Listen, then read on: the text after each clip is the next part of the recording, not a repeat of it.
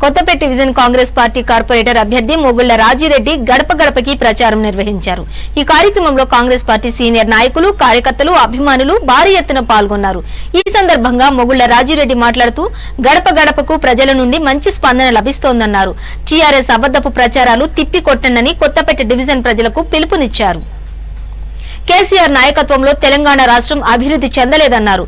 Kothapeta division ప్రజలు కాంగ్రెస్ పార్టీకి vote వేయాలని మొగుళ్ల రాజిరెడ్డి విజ్ఞప్తి చేశారు.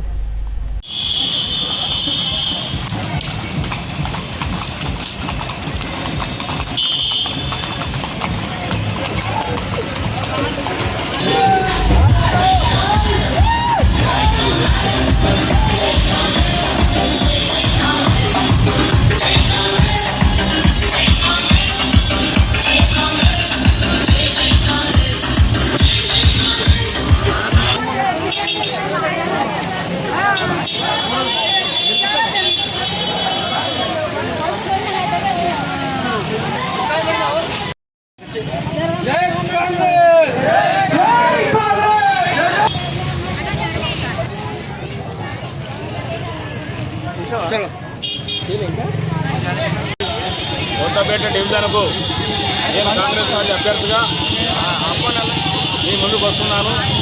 మీకు సేవ చేయడానికి వస్తున్నాను. కావున ఈ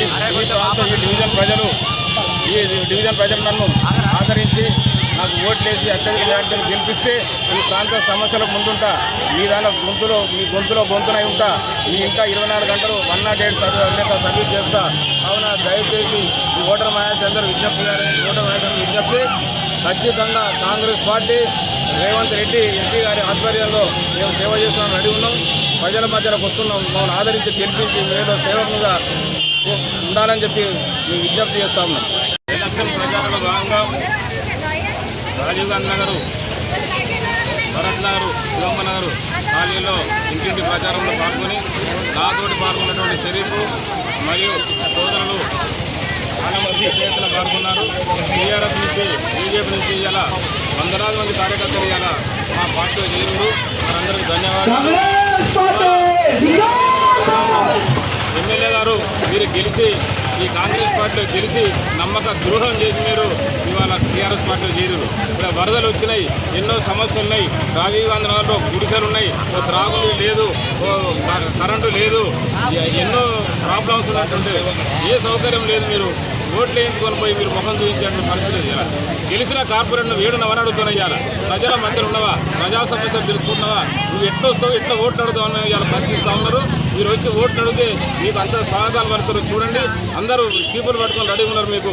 కావున దయచేసి ఇప్పుడు అవకాశం వచ్చింది కాబట్టి టీఆర్ఎస్ పార్టీని ఈ సెంట్రల్లో ఉన్నట్టు బీజేపీ అభ్యర్థులను బొందబెట్టి ఇవాళ అస్సం గుర్తుకు ప్రశ్నించే గొంతు అన్నట్టు రేవంత్ రెడ్డి గారికి, రేవంత్ రెడ్డి పక్షాన్ని ఇవ్వడం నాటువంటి యువకుని గెలిపిస్తే ఈ అందరి మధ్యలో ఉండి సేవ చేస్తానని మీలో ఒకటిగా ఉండి సేవ చేసే భాగ్యం కల్పించాలని చెప్పి ఈ భరత్ నగరు, రాజీవ్ గాంధీ నగరు, ఈ కొత్తపేట కొత్తపేట ఉన్నటువంటి వార్డులో ఉన్నటువంటి ఓటర్ మహాశయులందరికీ నేను విజ్ఞప్తి చేస్తా ఉన్నాను. మీరు ఈ డివిజన్లో ఎన్నో సమస్యలు ఉన్నాయి.